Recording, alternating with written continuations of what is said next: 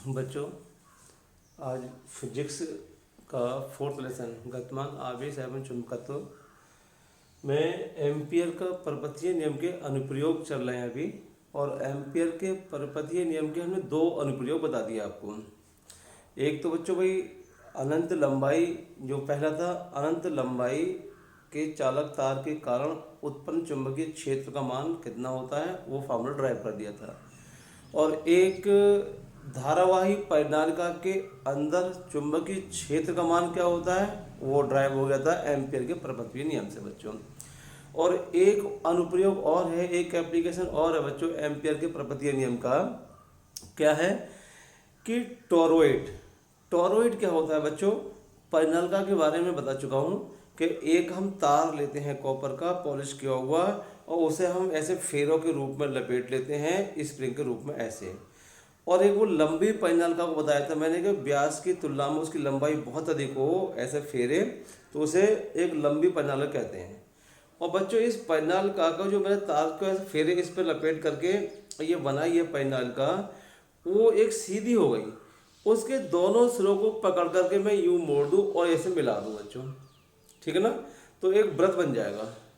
अब वो इतने मोटे ये परिनालिका है, देखो ये, अब ये मोड़ करके एक व्रत बन गया, जोड़ दिया तो वो सिरा विहीन हो गया, उसके सिरे समाप्त हो गए। क्यों? दोनों सिरे मिल गए, अब कोई सिरा नहीं है। तो ये सिरा विहीन जो परिनालिका हो गई, इसे ही कहते हैं हम टोरॉइड, ठीक है ना। चूंकि अब हमने ये मोड़ दिया बच्चों ऐसे, तो इसकी ये मोटाई है इतनी। जब इसकी मोटाई है तो अंदर की त्रिज्या कुछ और होगी, बाहर की त्रिज्या कुछ और होगी। इसे वलय का रूप दे दिया, वलय बोलते हैं, रिंग। ये रिंग बन गया बच्चों। तो टॉरॉइड का मतलब समझ गए कि जो परिनालिका होती है उसे हम मोड़ करके व्रत के रूप में और दोनों सिरे मिला देते हैं, ठीक है ना, उसे कहते हैं टॉरॉइड। अब उस टॉरॉइड के कारण हमें चुंबकीय क्षेत्र उत्पन्न जो होता है वो हमें ज्ञात करना है बच्चों। तो मैं टॉरॉइड के यहाँ डायग्राम बनाता हूँ कैसे। तो हमने ये परिनालिका को बच्चों को ऐसे मोड़ा और ये बन गया इस टाइप से ये।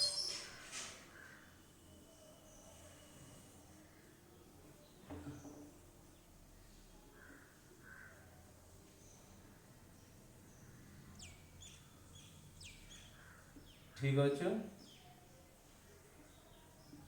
ये टॉरॉइड हो गया, सही है। लेकिन जो तार के फेरे हैं वो देखो मैं ऐसे दिखा रहा हूँ, मान लीजिए देखो इस टाइप से ऐसे। तो चलो ये ऐसे दिखा दिया हमने, ऐसे देखो तार के फेरे,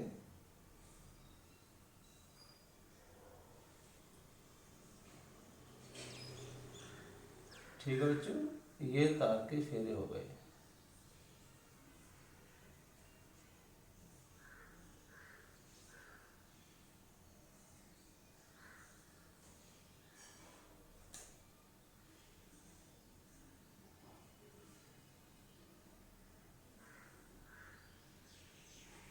और ये ठीक है, मानव इधर धारा इधर से जा रही है और ये ऐसे घूमती हुई प्रत्येक धारा प्रत्येक फेरे में और यूं निकल कर बाहर आ रही है, ठीक है बच्चों। मान लीजिए आई धारा यहाँ से प्रवेश कर रही है और आई धारा घूमते हुए यूं आ रही है, तो प्रत्येक फेरे में जो धारा है वो कितनी हो गई बच्चों, आई हो गई, क्योंकि यहाँ से आई धारा प्रवेश हुई और देखो ये आई धारा ऐसे घूमती हुई ये आ गई, ये टॉरॉइड हो गया बच्चों, समझ में आ गया। इसे मैं मोड़ दूँ ऐसे तो ये टॉरॉइड हो गया, ठीक है ना, और ये वृत्ताकार परिनालिका हो गई, इसे कहते हैं टॉरॉइड। ये इसका बच्चों सेंटर हो गया टॉरॉइड का, मान लीजिए ओ। तो अब हमें इस टॉरॉइड के कारण, जब क्यों हम जानते हैं बच्चों, जब किसी चालक तार में धारा बहती है तो उसके चारों ओर चुंबकीय क्षेत्र उत्पन्न हो जाता है। उस चुंबकीय क्षेत्र का मान, अब हमने एक बार तो सीधा तार ले लिया था, एक बार हमने परिनालिका सीधी ले ली, अब उस परिनालिका को मोड़ दिया टॉरॉइड। अब चुंबकीय क्षेत्र का मान क्या होगा, तो बच्चों हम चुंबकीय क्षेत्र का मान देखो, ये इसकी क्रोड कहलाएगी, ये क्रोड, ये इसकी क्रोड हो गई है। ये इस क्रोड के अंदर चुंबकीय क्षेत्र ज्ञात करेंगे और ये है खाली स्थान, क्योंकि हम ये मोड़ देंगे तो ये खाली स्थान हो गया। तो टॉरॉइड के अंदर इस खाली स्थान में चुंबकीय क्षेत्र का मान ज्ञात करेंगे और एक बार बाहर चुंबकीय क्षेत्र का मान ज्ञात करेंगे, ठीक है बच्चों।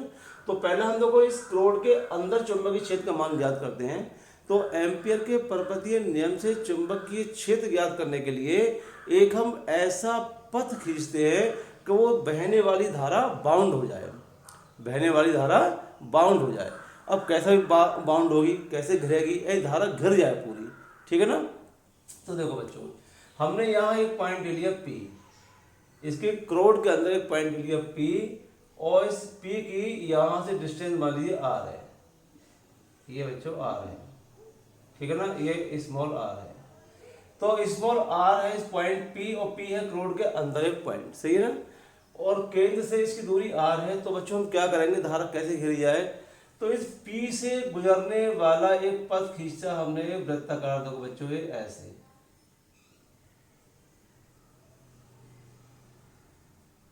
ये बच्चों देखो एक पथ खींच दिया, ठीक है ना, एक वृत्ताकार पथ खींच दिया P से गुजरने वाला, यानी कि सकेंद्रीय वृत्त हो गया।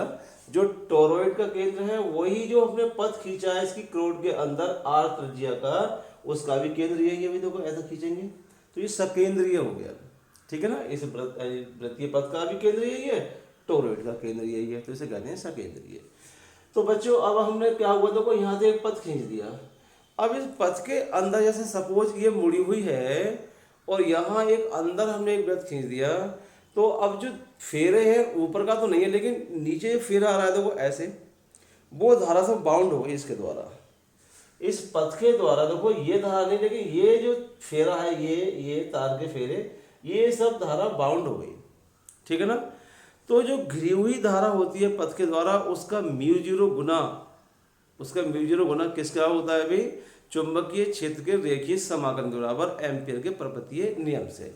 तो बच्चों देखो अब हम लगाते हैं, तो इतनी भाषा लिख देना भाई कि माना एक टोरॉइड में I धारा बह रही है और इसकी एकांक लंबाई में मान लीजिए n फेरे हैं, एकांक लंबाई में n फेरे हैं भाई। माना टोरॉइड में I धारा बह रही है, सही ना, इसकी एकांक लंबाई में, एकांक लंबाई में n फेरे हैं, स्मॉल n फेरे हैं, ठीक है बच्चों, और I धारा बह रही है प्रत्येक फेरे में।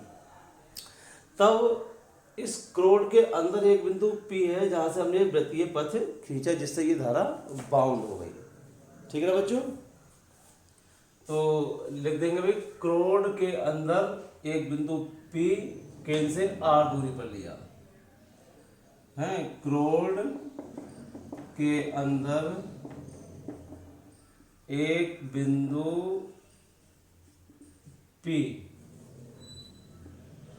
है जिस पर चुंबकीय क्षेत्र ज्ञात करना है, और ये OP इज इक्वल टू बच्चों भाई R, ठीक है ना।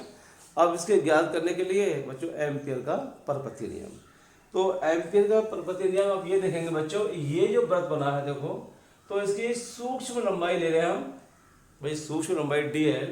तो उस लंबाई dl लेते हैं भाई, ये चीज मुड़ गई तो वो dl की जो लंबाई, उसकी जो दिशा लेते हैं सूक्ष्म अवयव की स्पर्श रेखा के अनुदिश। तो ये अगर dl लेंगे यहाँ पर, तो स्पर्श रेखा के अनुदिश इधर या इधर दिशा हो गई लंबाई की।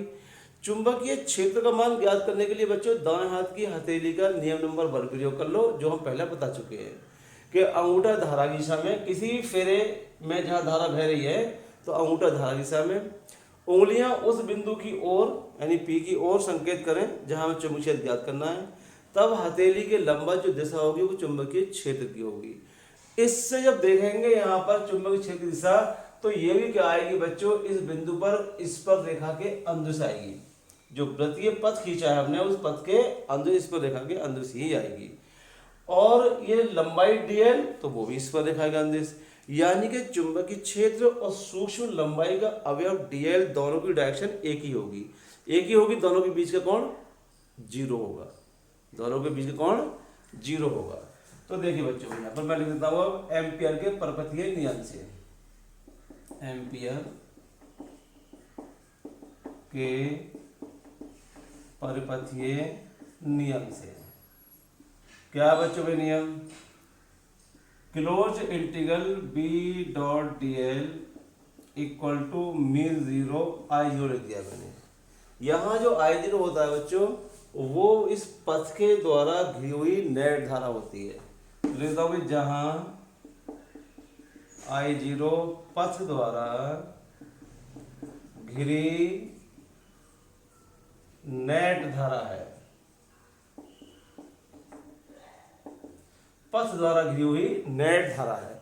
तो पहले हम ये देखें बच्चों, नेट धारा है कितनी घिरी हुई, ठीक है ना, क्योंकि यह प्रत्येक फेरे में धारा आई बह रही है और ये आई जीरो हमने मान लिया पथ द्वारा घिरी हुई नेट धारा।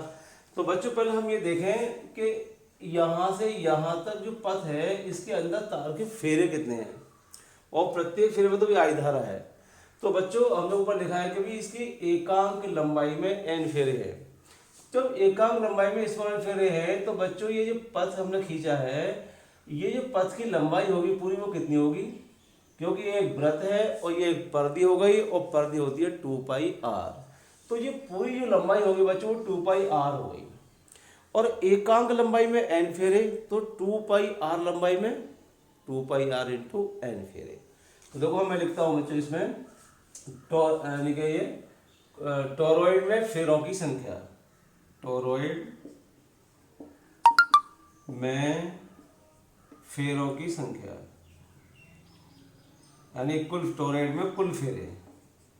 तो बच्चों कुल फेरे या कुल फेरों की संख्या, तो कुल फेरों की संख्या जो हो जाएगी बच्चों भाई 2πrn, क्योंकि एकांक लंबाई में n फेरे और 2πr में 2πrn, ठीक है ना बच्चों। अब ये देखिए एक फेरे में धारा आई, इसमें भी आई, इसमें भी आई, तो 2πrn फेरों में आई से मल्टीप्लाई हो जाएगी, क्योंकि प्रत्येक फेरे में बहने वाली धारा आई। तो बच्चों ये दो फेरे हैं तो आई 2i 3i 4i, टोटल फेरे 2πrn, आई से मल्टीप्लाई कर लो तो टोटल धारा आ जाएगी जो घिरी हुई धारा है। तो अब हम लिखेंगे इसलिए पथ द्वारा घिरी नेट धारा। तो बच्चों पथ द्वारा घिरी नेट धारा को हमने आई जीरो लिखा है, तो आई जीरो इक्वल टू 2πrn आई। बात क्लियर हो गई बच्चों भाई, क्योंकि एक फेरे में धारा आई 2πrn में 2πrn आई, और ये टोटल धारा घिरी हुई वो आई जीरो। तो ये आई जीरो की वैल्यू यहाँ रख देंगे बच्चों, इसे इक्वेशन फर्स्ट डाल देते हैं, ठीक है ना। तो देखो समीकरण 1 से बच्चों, समीकरण 1 से बच्चों ये जो है close integral B dot D L, ये वेक्टर अदिश गुणन, तो इसका फार्मूला बोल देते हैं भाई V D L cos theta. B और डी एल मैंने बता ही दिया, दोनों की डायरेक्शन एक ही है, तो कोण बीच का जीरो, तो V D L cos zero. तो यहाँ आ जाएगा समीकरण 1 से बच्चों क्लोज्ड इंटीग्रल, और ये हो गया V D L cos zero, और ये म्यू जीरो और आई जीरो का मान यहाँ से बच्चों यहाँ रख दीजिए।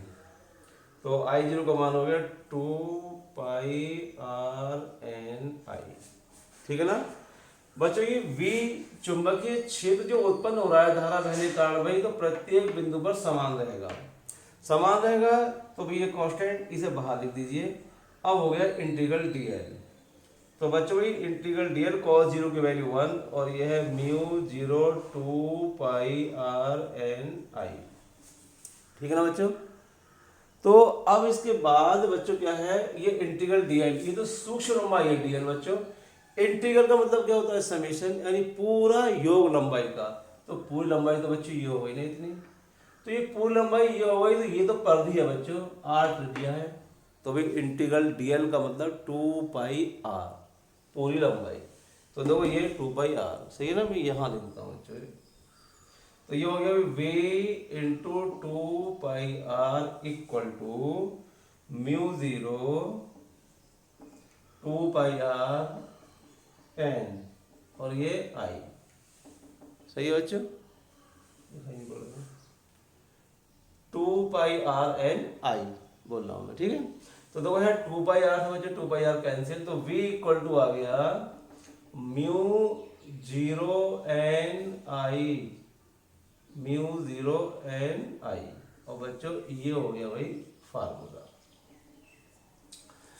तो टोरॉइड की क्रोड के अंदर चुंबकीय क्षेत्र का मान, बच्चों टोरॉइड की क्रोड के अंदर चुंबकीय क्षेत्र का मान म्यू 0 ni। यहाँ स्मॉल एन एकांक लंबाई में फेरों की संख्या है। अगर हम कहें कुल फेरे कैपिटल एन है, यदि टोरॉइड के कुल फेरे, देखो यदि कुल फेरे एन है, कैपिटल एन मान लें, कुल फेरे कैपिटल एन में चाहिए, तार के फेरे जो है कुल फेरे एन है, तो वही कुल फेरे ये एकांक लंबाई फेरों की संख्या, तो कितना बन जाएगा फार्मूला बच्चों भाई, इस एन का मान कुल फेरे यानी कि एकांक लंबाई में एन और ये पूरी लंबाई कितनी 2 पाई आर, तो 2 पाई आर है, तो इस एन का मान भी हम कैपिटल एन के पदों में भी ले सकते हैं, यानी कि एन जो हो गया भाई एन इक्वल टू कुल फेरे 2 पाई आर एन, एकांक लंबाई में एन फेरे, पूरी 2 पाई आर लंबाई में 2 पाई आर एन फेरे, तो भाई स्मॉल एन का मान ऐसा लिख सकते हैं भाई, small N equal to capital N upon 2 pi R. अगर ये लंबाई हमें ज्ञात है, मान लीजिए एल लिख दें, तो 2 पाई आर को हम एल भी लिख सकते हैं, एल का मतलब 2 पाई आर, तो ये एन की वैल्यू यहाँ पुट कर दो, तो बच्चों ये कुल फेरों की संख्या के पदों में चुंबकीय क्षेत्र का मान आ जाएगा, तो v इक्वल टू म्यू 0 और ये एन आई स्मॉल एन का मान बच्चों ये आ गया 2 पाई आर। तो बच्चों देखो ऐसे भी लिख सकते हैं फार्मूला, ठीक है ना। तो बच्चों ये टोरॉइड की क्रोड के अंदर चुंबकीय क्षेत्र का मान आ गया। कभी कभी बोर्ड एग्जाम में पूछ देता है वो कि भाई ये खाली स्थान है क्रोड का, ये इसमें चुंबकीय क्षेत्र कितना होगा और ये इसके बाहर चुंबकीय क्षेत्र कितना होगा। तो मैं बता दूं बच्चों देखो ये ओरली कि इस खाली स्थान में अगर हमें चुंबकीय क्षेत्र ज्ञात करना है इस वाले में, तो जहां हमें चुंबकीय क्षेत्र ज्ञात करना होता है उस बिंदु से गुजरने वाला एक हम पथ खींचते हैं, एक ऐसा पथ खींचते हैं जिससे कि इस चालक में बहने वाली धारा बाउंड हो जाए। तो बच्चों अगर हम यहाँ की बात करते हैं पथ के, यहाँ चलो मान लो भाई खाली पथ के अंदर जो खाली जगह है इसमें अगर धारा का मान निकालना है, वो चुंबकीय क्षेत्र का मान निकालना है, तो बच्चों यहाँ से अगर देखो मैंने कोई पथ खींचा, देखो ये अब बताओ बच्चों यहाँ कोई धारा बाउंड हुई क्या भाई, इसके अंदर कोई धारा बाउंड है क्योंकि इसके अंदर तार के फेरे ही नहीं है। जब इसके अंदर तार ही नहीं है तो धारा ही नहीं है, जब धारा नहीं है तो कोई चुंबकीय क्षेत्र उत्पन्न होगा। बच्चों फार्मूला कितना आया, B = म्यू 0 ni, या यहाँ से देखिए भी एम्पियर के परपतीय नियम से close integral B.di = mu 0 I0, और I0 क्या है यहाँ पर पथ द्वारा घिरी हुई नेट धारा। तो बच्चों पथ द्वारा घिरी हुई नेट धारा 0, तो यहाँ लगा दो 0, तो भाई इसकी वैल्यू 0, तो चुंबकीय क्षेत्र 0, यानी कि टोरॉइड के अंदर जो खाली स्थान है ये, यहाँ पर चुंबकीय क्षेत्र का मान कुछ नहीं होगा, 0 होगा। अब बच्चों बात करते हैं बाहर की कि टोरॉइड के बाहर चुंबकीय क्षेत्र का मान कितना होगा। तो टोरॉइड के बाहर चुंबकीय क्षेत्र भाई, तो सपोज बाहर देखो हमें यहाँ निकालना है चुंबकीय क्षेत्र, यहाँ चलो ये मैंने क्यू पॉइंट लिख दिया। तो भाई जिस बिंदु पर चुंबकीय क्षेत्र ज्ञात करना है एम्पियर के परपतीय नियम से, वहां से गुजरने वाला एक पथ खींचते हैं, उस पथ के द्वारा धारा बाउंड होनी चाहिए। तो देखो बच्चों देखो मैं ये दिखा रहा हूं, ये हमने एक पथ खींच दिया, ये खींच दिया, लेकिन इस पथ के द्वारा तो ये धारा सब बाउंड हो गई भाई, पूरे सब के सब टोरॉइड ही बाउंड हो गया, तो धारा बाउंड हो गई। अब देखते हैं भाई कि टोरॉइड के बाहर इस बिंदु पर चुंबकीय क्षेत्र का मान क्या आएगा। तो बच्चों ये धारा बाउंड होगी, देखो यहाँ पर ये तो देखो प्रत्येक फेरा देखिए, अब ये फेरा देखो ऐसे तार लपेटा है हमने, देखो ये ऐसे ऐसे ऐसे। अब एक तार के फेरे में देखिए भाई धारा देखो यूं तार का ये फेरा है, ये तो धारा तार में देखो यूं जा रही है, ऐसे जा रही है और ऐसे जा रही है। तो बच्चों अगर ध्यान से देखें तो तार को हम ये फेरे को 2 भागों में बांटना है, आधा भाई ये फेरा है तो आधा आधा ये और आधा ये। तो धारा देखो यहाँ से अगर ऐसे जाए तो यहाँ जा रही है ऊपर की ओर, और वही धारा देखो इधर आएगी आधे भाग में नीचे की ओर, ऊपर की ओर। प्रत्येक फेरे में धारा की दिशा बदल रही है, इधर देखेंगे तो ऊपर की ओर, इधर देखेंगे तो नीचे की ओर, इधर देखेंगे तो ऊपर की ओर, ऐसे नीचे की ओर। तो बच्चों एक फेरे में आमने सामने अगर हम देख रहे हैं तो धारा विपरीत दिशा में बहेगी, ऊपर फिर नीचे। तो जितना चुंबकीय क्षेत्र इस भाग के कारण उत्पन्न होगा एक दिशा में, उतना ही चुंबकीय क्षेत्र की धारा का मान वही है, उतना ही चुंबकीय क्षेत्र उत्पन्न होगा इस धारा के कारण, लेकिन विपरीत दिशा में। अब दोनों की डायरेक्शन विपरीत हो गई तो क्या होगा बच्चों, एक दूसरे को ये निरस्त कर देंगे। और ये धारा भी एक तरफ पॉजिटिव और नेगेटिव, सही है ना, मतलब धारा की दिशा एक ऊपर फिर नीचे, तो ये चुंबकीय क्षेत्र उत्पन्न होगा भी तो वो एक दूसरे को क्या हो जाएगा, वो निरस्त कर देंगे। इस कारण से भी टोरॉइड के बाहर भी कोई चुंबकीय क्षेत्र उत्पन्न नहीं होता है। तो बच्चों ये एम्पियर का परपत्य नियम बहुत ही इम्पोर्टेंट है बोर्ड एग्जाम की दृष्टि से और इसके अनुप्रयोग भी। तो एम्पियर का परपत्य नियम भी हो गया और उसके तीनों अनुप्रयोग भी हो गए। इन्हें ठीक से अपने रिवाइज करिए, कोई भी क्वेरीज है तो उसे पूछिए, हैं अच्छे से पढ़िए। Be happy.